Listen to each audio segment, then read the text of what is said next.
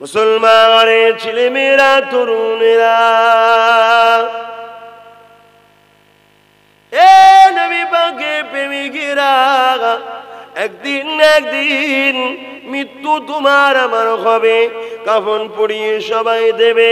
মিনহা খালাকনাকুম ওয়া ফিহা নুঈদুকুম ওয়া মিনহা নুখরিজুকুম তারাতান উখরা বলে কবরের জমিনে শুইয়ে দেবে।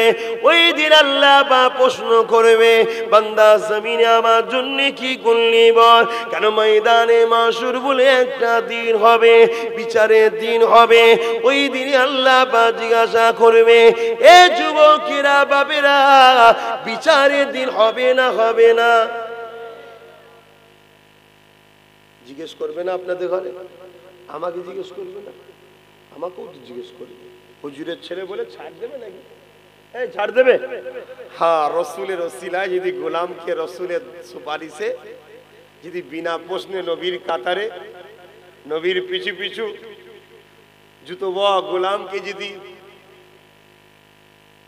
আল্লাহ পাক দয়া করে নবীর খাতিরে মাফ করে দেয়, সেটা আলাদা কথা। না জিজ্ঞেস হবে বাপ, কিচ্ছু করার নেই। আম্মা হযরত ফাতিমা তুজ-জাহরা হুজুরের কাছে হযরত ইমাম হাসান হোসেন ছোট্ট দুই ভাই যে বলছে, আম্মা জান খাবার খাবো, দিরহাম দেন, অর্থ দেন, টাকা দেন। ওই সময় খাতুনে জান্নাত ফাতিমা তুজ-জাহরা হুজুর বলে দিল, দিন দুনিয়া বাদশা হাবিবুল্লাহ তোমার নানা জানের কাছে যাও। এ যুবকেরা, তরুণেরা, হযরত ইমাম হাসান হোসেন নানা জান নবী মুহাম্মদ রাসূলুল্লাহ চলে গেল। নানা জান কি যে সালাম দিয়ে নানা জানের কাছে অর্থ চাইল। হযরত ইমাম হাসান হুসাইনের হাতে আল্লাহ নবী এক দিরহাম এর হাতে একটা, ওর হাতে একটা করে টাকা দিল। সেই টাকাটা নিয়ে খাতুনে জান্নাতের কাছে আসলো। খাতুনে জান্নাতের কাছে আসতে খাতুনে জান্নাত ভাবতে লাগলো যে দিন দুনিয়া বাদশা হাবিবুল্লাহ আব্বা জান নবী আমার তিনি এক দিরহাম করে টাকা দিল। আল্লাহ নবী দিন দুনিয়া বাদশা হাবিবুল্লাহ তাশরীফ আনলে এনে বলেছিল, ফাতেমা তুমি হয়তো মন খারাপ করছো যে আব্বা জান এক দিরহাম টাকা দিয়েছে। এ ফাতেমা কেন দিয়েছে শুনে খেয়ে দাও, কাল কিয়ামতের ময়দানে আল্লাহ পাক সবার হিসাব নিকাশটা নেবে। যে তাকতার উপরে দাঁড়িয়ে হিসাব নিকাশটা নেওয়া হবে, ওই তক্তাটা আগুনের তক্তা হবে। ওই তক্তায় দাঁড়িয়ে হিসাব নিকাশটা নিতে হবে। ওই তক্তায় দাঁড়িয়ে যাতে হিসাব দিতে দেরি না হয়, এই জন্য অল্প দিয়েছে। এ যুবকেরা, তরুণেরা, অবশ্যই ইনশাআল্লাহ ইমামে হাসান হোসেন ওই জায়গায় দাঁড়িয়ে হিসাব দিতে হবে না। কিন্তু হাসান হোসেনকে দেখিয়ে আল্লাহ নবী আমাকে আপনাকে শিক্ষা দিয়ে দিল। আমি আমার নওয়াসার ক্ষেত্রে যদি এই চিন্তা করি, যারা দুনিয়াতে জান্নাতে সার্টিফিকেট পেয়েছে আব্বাস সিদ্দিকী, তাহলে তোকে হিসাবটা কিভাবে দিতে হবে? এ গ্রামবাসী তোমাদেরকে হিসাবটা কিভাবে দিতে হবে? আজ আমরা হালাল তো ছেড়ে দিয়ে হারাম ইনকামের জন্য ব্যস্ত।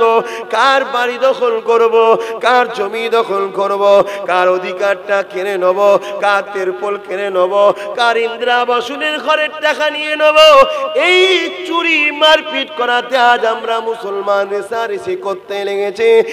একবারও কি আমাদের মনে পড়ে না মৃত্যু আমাদের অবশ্যই হবে, আল্লাহর কাছে জবাবটা দিতে হবে।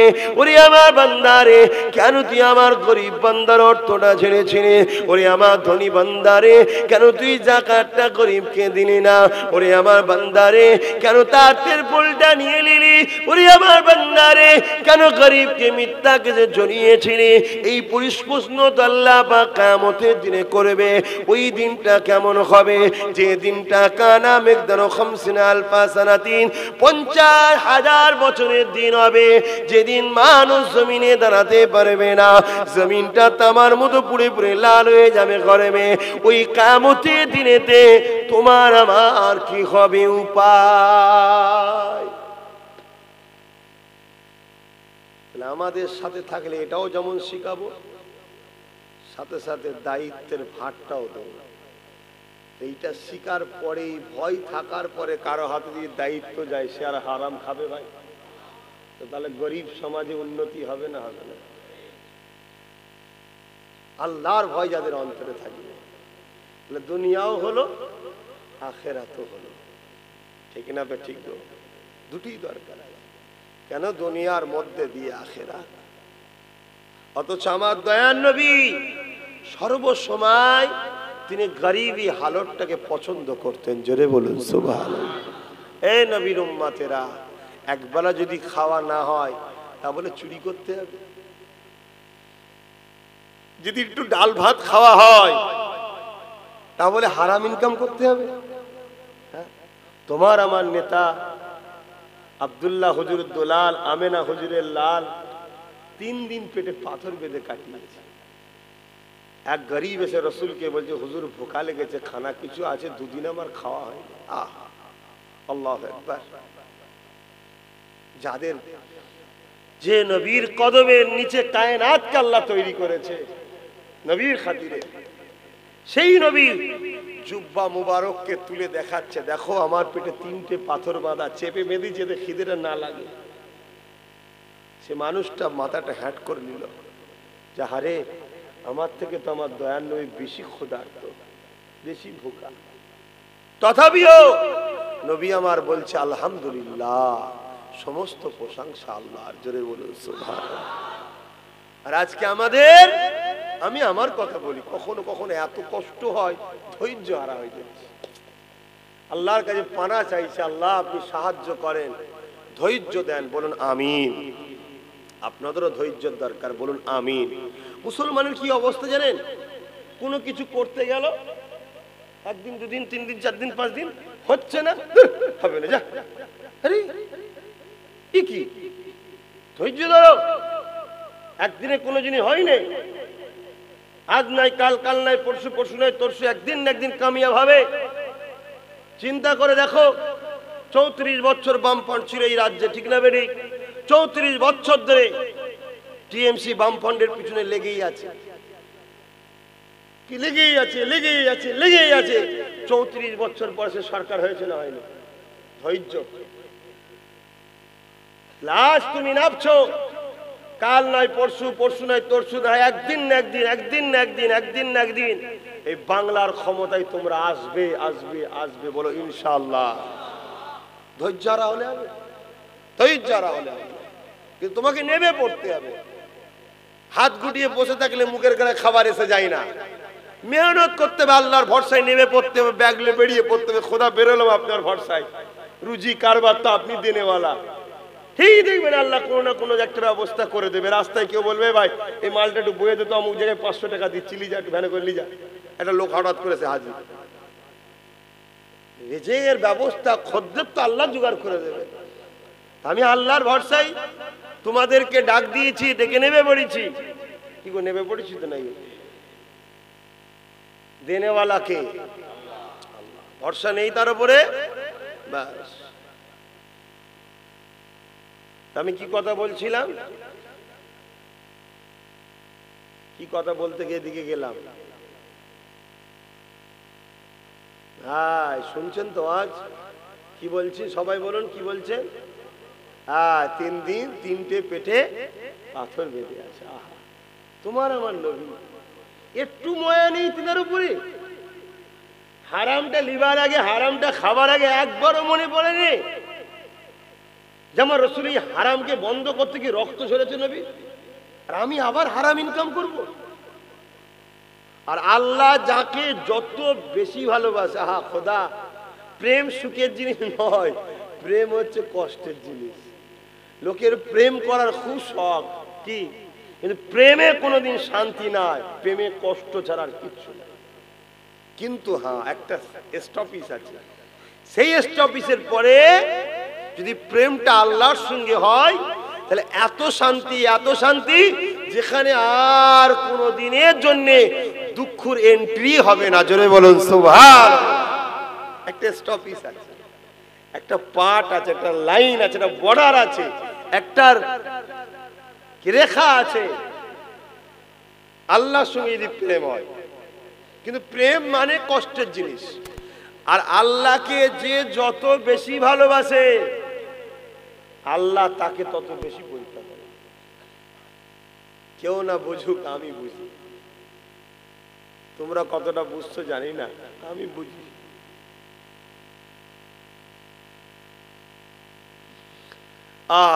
মালিক আমার, আপনি যাতে রাজি, আমরা তাতে রাজি, বলুন ইনশাআল্লাহ। তবে সবর চাই আল্লাহর কাছে, যে আল্লাহ ধৈর্য দেন, সবর দেন। যে যত ভালোবাসবে আল্লাহকে, আমার আল্লাহ তাকে তত পরীক্ষা করবে। দুনিয়ার লোক তাকে দেখে ক্রিটিসাইজ করবে, পাগল বলবে, আরো অনেক ইত্যাদি ইত্যাদি বলবে। কিন্তু সে যদি প্রকৃত আল্লাহর প্রেমিক হয়ে যায়, আল্লাহ যদি তাকে সাহায্য শুরু করে, ঠিক সে একটা দিন না একটা দিন কামিয়াব হয়ে যাবে। আর কামিয়াব হয়ে গেলে তার দুনিয়া আখিরাতে আর কোনো চিন্তা থাকবে না। জোরে বলুন সুবহানাল্লাহ। আজকে দেখুন, চুরি করছে, বদমাইশি করছে, জিনা করছে, মদ খাচ্ছে, গাঁজার ব্যবসা করছে, কি না ক্রিমিনাল কাজ করছে, তারা বিন্দাস ঘুরে বেড়াচ্ছে। আজ আব্বাস সিদ্দিকীর পাল্লায় পড়ে আপনাদের ঘরের বাচ্চা কোনো মাথায় টুপি দিয়েছে, জলসার মাহফিল এসে বসা শুরু করেছে, একটু মসজিদে যাচ্ছে, বিড়ি খেতো বিড়ি খাওয়া ছেড়ে দিয়েছে, মদ খেতো মদ খাওয়া ছেড়ে দিয়েছে, গুটকা এটা ওটা কত কি ত্যাগ স্বীকার করেছে, মোবাইলে গান ছেড়ে দিয়ে জলসা শুনছে। আজকে দেখুন সেই ছেলেগুলোর উপরই টর্চার হচ্ছে। এটা আল্লাহর পরীক্ষা। যুবকরা, মন খারাপ করার কিছু নেই, সব আল্লাহর পক্ষে হচ্ছে। তোমাদেরকে আল্লাহ দেখছে, পরীক্ষা নিচ্ছে, কতটা ধৈর্য আছে, কতটা ভালোবাসে। আমরা তো বলি আল্লাহর জন্য জান দিতে পারবো। যদি এটা সত্য হয় কি সত্য নয়, পরীক্ষা দিতে হবে না? দুটো লাঠি খেয়ে অমনি বলছেন হুজুর মেরে ফেলেছে রে, তাহলে কি জান দেবেন আল্লাহর জন্য? তাহলে এই যে বলাটা, তাহলে প্রমাণ হয়ে গেল মিথ্যা ছিল। এই জন্য আল্লাহ পরীক্ষা করে। আমি আমার নিজে কথা বলছি, ধৈর্য হারা হয়ে যায়, আবার সঙ্গে সঙ্গে তওবা পড়ি, আল্লাহর কাছে সেজদায় পড়ে কাঁদি, খোদা আমি যে বলেছি আপনার জন্য জান দিতে পারবো, আপনি পরীক্ষা নিয়েছেন আর আমি ধৈর্য হারা হয়ে গেছি, তাই আমি ক্ষমা চাইছি, আবার আপনি আমাকে মাফ করে দেন, আমি আপনাকে ভালোবাসি। আমি ধৈর্য হারা হয়ে গেছি, কিন্তু আপনাকে আমি আবার ক্ষমা চাইছি, মাফ করে দেন, আমি আপনাকে ভালোবাসি। হ্যাঁ, আমি আপনার জন্য জীবন দিতে পারবো, কারণ এই জীবন তো আপনিই দিয়েছেন, আমার তো নয় এটা। আমি যদি নাও দিই তাও তো আপনি কিনে নেবেন, ঠিক না বেটি? কিন্তু খুশি মনে যদি দিই আবার ফেরত দেবেন, কিন্তু ভালো জায়গা জান্নাতে ফেরত দেবেন। জোরে বলুন সুবহানাল্লাহ। আর খুশি মনে যদি না দিই, তাহলে তো নিয়ে তো নেবে, ঠিক না বেটি? নিয়ে তো নেবে, দেবে। ফেরাউনকে যে জায়গায় দিয়েছে সে জায়গায় দেবে। ফেরাউন খুশি মনে দেয় না তো, ফেরাউন খুশি মনে দিয়েছে নাকি? ওই জন্য ওকে যে জায়গায় দিয়েছে সে জায়গায় দেবে। অতএব যুবকেরা, ধৈর্য ধরো, সবর করো। মসজিদকে বাঁচাতে হবে, মাদ্রাসাকে বাঁচাতে হবে। কথা বুঝে আসছে? মা বেটিদের ইজ্জত আবরু বাঁচাতে হবে, দেশের গণতন্ত্রকে বাঁচাতে হবে, ন্যায়কে বাঁচাতে হবে, সত্যকে বাঁচাতে হবে। আমাদের আল্লাহর সৃষ্টি, আমাদেরই ভাই বোন, বিভিন্ন ধর্মের মানুষ বিপদে পড়ে, তাদেরকে বাঁচাতে হবে। কথা বুঝে আসছে? আল্লাহ আমাদেরকে হেফাজত করুন। আল্লাহ নবী দিন দুনিয়ার বাদশা হাবিবুল্লাহ পেটে জুব্বা তুলে দেখাচ্ছে, বাবা আমার পেটে 3টে পাথর বাঁধা, বাবা 3 দিন খাওয়া হয়। আল্লাহ নবী দিন দুনিয়ার বাদশা হাবিবুল্লাহ জনাবে মুহাম্মদ রাসূলুল্লাহ নবী বাকি আল্লাহ পাক तमाम কায়নাতের বাদশাহী দান করেছেন। জোরে বলুন সুবহান। এ যুবকেরা, আল্লাহ নবী ওই মানুষটাকে সাথে করে নিয়ে খাতুনে জান্নাত হযরত ফাতেমা দোজাহারা ঘরে গেলেন। বাইরে থেকে সালাম দিলেন, ভেতরে সালামের জবাব দিবার পরে ভেতরে প্রবেশ করলেন। খাতুনে জান্নাতকে বলতে লাগলেন, মা তোমার ঘরে কি কিছু খাবার আছে? মারে আমার সাথে একটা অতিথি এসেছে, 2 দিন খাওয়া খায়নি, আর আমি তোমার আব্বা 3 দিন খাওয়া হয়নি, আমি আল্লাহর উপরে শুকরিয়া। তবে আমার সাথে যে মানুষটা এসেছে তাকে 2 দিন খাওয়া হয়নি। এ ফাতেমা রে, তোমার ঘরে কি কিছু খাবার আছে? শুনে রেখে দেন, নবীর বেটির ঘরের খবর শোনেন। হযরতে ফাতেমা তো জাহরা রাদিয়াল্লাহু তাআলা আনহা আব্বা জান রাসূল পাক সাল্লাল্লাহু আলাইহি ওয়াসাল্লামকে বসিয়ে দিয়ে এমন করে ঘরের ভেতরে গেল, আব্বা জান আপনি বসে, খাবারের ব্যবস্থা করে দিচ্ছি। এ যুবকেরা, হযরতে ফাতেমা তো জাহরা রাদিয়াল্লাহু তাআলা আনহা ঘরের মধ্যে গিয়ে নামাজের মুসাল্লা বিছাতে লেগেছে। খাবারের ব্যবস্থা ছেড়ে দিয়ে নামাজের মুসাল্লা বিছাচ্ছে কেন? আজ আমি যদি আপনাদের বাড়ি গিয়ে বলি যে মা খিদে পেরেছে, দুটো ভাত হবে, রান্না করে যাবে ভাত খসাতে। খাজা হুজুর পীর কেবলা একদিন ঈশার নামাজ পড়ে মসজিদে বসে আল্লাহ নামের জিকির করছে। ওনার এক খলিফা, ওনার এক মুরিদ, ওনার এক খলিফা, কথা বুঝে আসছে, তিনি আস্তে আস্তে এসে পীরের পাশে বসেছে। খাজা হুজুর জিকির থেকে ফিরলেন, ফিরে তাকে বলছেন, বাবা তোমাকে একটা খবর আজকে মেসেজ দেবো, শুনবেন মন দিয়ে। এই খবরটা ইলহাম হয়েছে আমার উপরে। কি হয়েছে? ইলহাম। ওহি সত্য, ইলহাম সত্য, অস্বীকারী ইসলাম থেকে খারিজ হয়ে যাবে। ওহি নবীদের উপরে হয়, ইলহাম ওলি আউলিয়াদের উপরে হয়। জোরে বলুন সুবহানাল্লাহ। গায়েবী আওয়াজ আমার উপরে ইলহাম হয়েছে। আজকের ফজরের নামাজটা আমার পিছনে ইক্তেদা করে যারা পড়বে, আজকের দিনের জন্য খাস, এক একদিন একটা খাস থাকে না, আজকের দিনের জন্য শুধু অফারটা। আজকের ফজরের নামাজ যারা আমার পিছনে ইক্তেদা করে পড়বে, আল্লাহ পাক তাদেরকে সমস্ত গুনাহ মাফ করে জান্নাতি করবে। জোরে বলুন সুবহানাল্লাহ।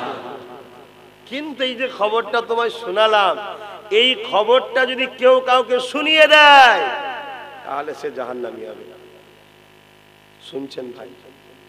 এ সবই খোদার পরীক্ষা ভাই। আল্লাহ যদি কাউকে না খাস দয়া করে বাঁচায়, কেউ বাঁচতে পারবে না। চেষ্টা করতে বলেছে আল্লাহ ঠিকই, কিন্তু আল্লাহর খাস দয়া ছাড়া কেউ বাঁচতে পারে না। ঠিক না ঠিক?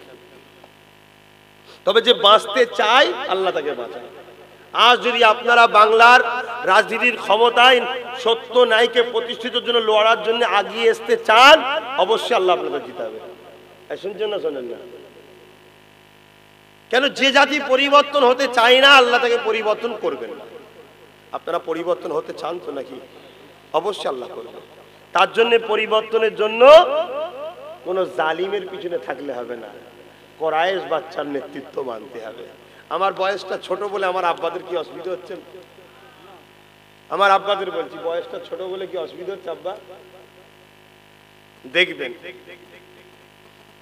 ছোট বড়টা বড় জিনিস নয়, নাই আল্লাহর জন্য, সত্য আল্লাহর জন্য, ইনসাফ আল্লাহর জন্য, ইনসানিয়াত আল্লাহর জন্য, জয় আল্লাহর জন্য। জোরে বলেন সুবহানাল্লাহ।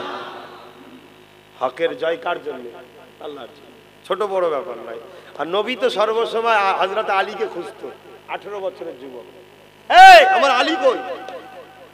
18 বছরের যুবক, সর্বসময় নবী তালাকে খুঁজতো। জন ছেলেদের ঘরে নবী খুঁজতো। এই যুবকগুলো কোথায় গেল? ওদের হাতে ইসলামের ঝান্ডা দাও, এই ওদের হাতে ঢাল দাও, ওরা আগে থাকবে, নেতৃত্ব ওরা দেবে। কথা বুঝে আসছে বা? রাসূলের সুন্নাত এটা, যুবকদের হাতে নেতৃত্ব দিয়া। জোরে বলুন সুবহানাল্লাহ। ভাইরা আমার, আল্লাহ নবী আমার হযরত গরিবে নওয়াজ খাজা মঈনুদ্দিন চিশতি আজমিরি সঞ্জালি হুজুর, তিনি এই কথাটা বলে দিলেন, বাবা আজকে ফজরের নামাজ যারা যারা আমার পিছনে আদায় করবে, ইক্তেদা করে, আল্লাহ দয়া করে তাদের গুনাহ মাফ করে জান্নাতি করবে। জোরে বলুন সুবহানাল্লাহ। আর এই কথাটাকে যে বলে দেবে, আল্লাহ তাকে জাহান্নামী করবে। ওখানে দ্বিতীয় কেউ শুনেছে ভাই?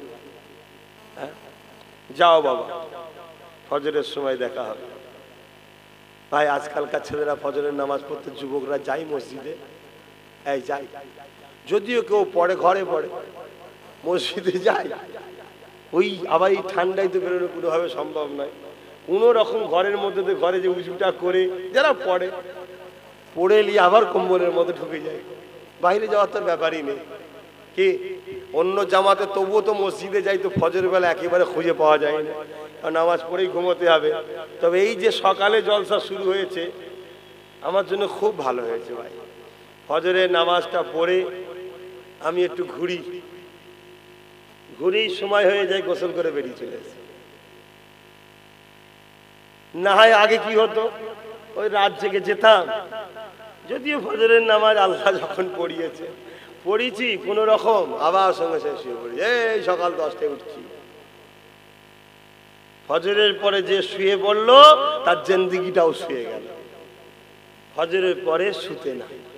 কিন্তু আমরা খাটাখাটনি মানুষ, রাত জেগে যাই, যদি ফজরের পরে আর মনে হবে যে একটু ঘুরি, একটু শুতে হবে, আবার বেরোতে হবে বিকালে। কিন্তু এখন আমার আল্লাহর দয়ায়, যে আমার আল্লাহ দয়া করেছে, এটা ইতিহাস বাংলার বুকে, ঠিক না বেটি? এরকম সকাল 10টায় জলসা, এটা বাংলার বুকে একটা ইতিহাস। ইমাম সাহেবরা কি বলছেন? বাংলার বুকে একটা ইতিহাস। যাক, আল্লাহর দরবারে কোটি কোটি শুকরিয়া যে আপনারা এত ভালোবাসছেন, যখনই আসি তখনই ভিড় করেন। আমি দোয়া করি একজন নবীর খানদান হিসাবে এই ভালোবাসার বিনিময়ে পরকালে যেন আল্লাহ একসাথে জান্নাতি দেখা করায়। জোরে বলেন আল্লাহুম্মা আমিন, বল আল্লাহুম্মা আমিন। এই যে আমার কুতুব ভাই বসে আছে, ইমাম সাহেবরা বসে আছে, আমার বাপেরা বসে আছেন, জান্নাতে যদি আবার দেখা হয় কত সুন্দর হবে। এই তো কুতুব এসে গেছে, আবার ও আমাকে বলবে ভাইজান এসে গেছে, মনটা বড় হয়ে যাবে। যদি একজন কেউ বাদ পড়ে যায় কষ্ট হবে, ঠিক না বে ঠিক? জাল্লাহ, মানুষটার সঙ্গে এত উঠা বসা ছিল, এত সম্পর্ক ছিল, আজকে সে নাই। আল্লাহ, আপনি আমাদের সবাইকে জান্নাতি করেন, বলুন আমিন। সবাইকে জান্নাতি করেন, বলুন আমিন। বাপ মা ভাই বোন স্ত্রী আত্মীয় স্বজন বাচ্চা সবাই কি আল্লাহ যেন একসাথে জান্নাতে থাকতে দেয়, বলুন আমিন। কাউকে যেন আল্লাহ জাহান্নামে না পাঠিয়ে দেয়, বলুন আল্লাহুম্মা আমিন। হে যুবকরা, আল্লাহর রাস্তে বলছি, হারাম খেও না। হারাম কাপড় খুলে দেবে, গোনা হয়েছে ঠিকই, কিন্তু হারাম থেকে পাক হয়ে গেলে যদি ভেতরটা হারাম হয়ে যায়, এ পরিবর্তন হওয়া খুব মুশকিল ভাই।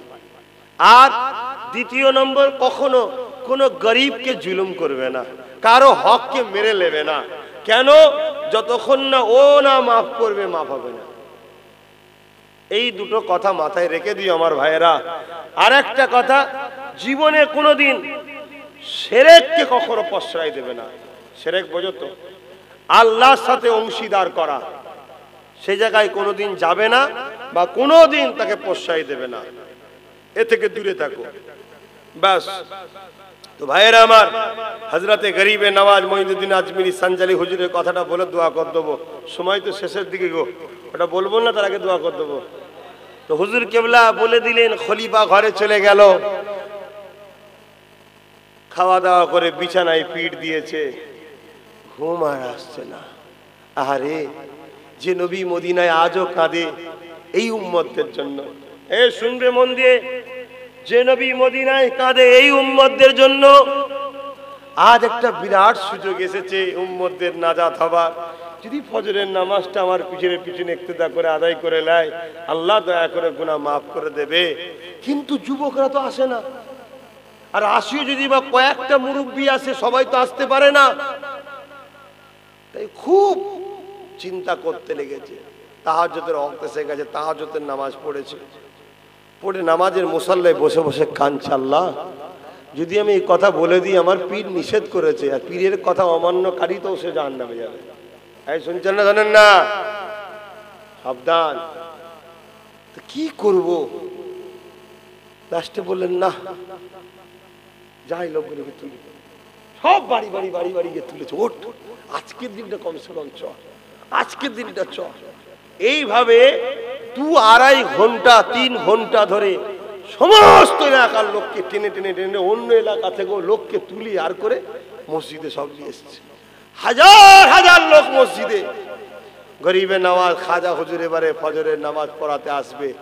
হুজুর এসে দেখছে মসজিদ তো ভেতর দূরের কথা, বাইরে দূরের কথা, কোনো জায়গার ফাঁকা নেই, সব ভর্তি, সব ভর্তি।